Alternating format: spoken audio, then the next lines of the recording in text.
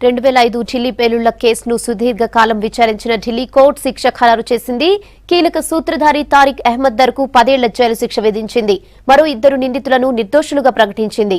Court శిక్ష విధించిన 12 ఏళ్లుగా జైల్లో ఉంటున్నందున అహ్మద్ విడుదల కానున్నారు.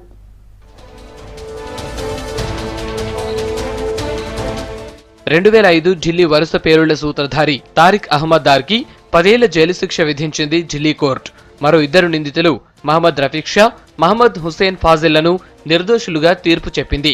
2005లో జరిగిన ఈ ఘటనలో 67 మంది అమాయకులు చనిపోయారు. అయితే కోర్టు తీర్పుపై బాధిత కుటుంబ సభ్యులు అసంతృప్తి వ్యక్తం చేశారు. कोर्ट ने तीन अक्यूज थे कोर्ट के सामने, 2 अक्यूज को बिल्कुल ही एक्विट कर दिया सब ऑफेंसेस में, और तारिक अहमद दर को सेक्शन 38, 39 यूएपीए में कन्विक्ट किया है. Section 38, 39 association with a terrorist organisation, सिर्फ उसके लिए एक्विटल किया है. जहां तक बम ब्लास्ट का सवाल है वो सबको एक्विट कर दिया है, और इन्होंने 11 से ज्यादा साल कोर्ट में कस्टडी में ऑलरेडी काट लिए हैं. तो जिनका कन्विक्शन भी हुआ है तारिक अहमद दर का, उनको भी ऑलरेडी अंडरगॉन में छोड़ दिया.